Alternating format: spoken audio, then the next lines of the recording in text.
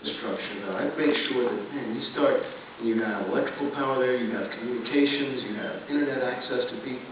You start from there. I mean, one of the sad things with an underdeveloped country is just, people don't have the access to information that all of us are take for granted now. So I would make sure that people have that basic infrastructure there built on that. If I were starting in Haiti, I'd actually start with a solar grid. I mean, it's such an obvious place for solar, and that energy alone can, everything from your refrigeration needs to cooling, there's so many pieces of what that can build, and they need better materials. They need constraints. They need someone there who's saying what a building needs to be made of and how it needs to be constructed and what it needs to withstand.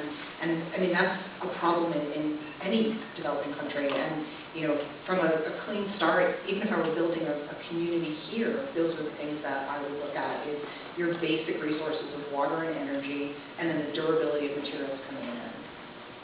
I think definitely durability and a great renewable energy infrastructure are totally key. But I think also inviting the people of Haiti into the conversation around design, finding out what they need, what wasn't working before, and what would be better. So very simple, but I think that would make a huge impact.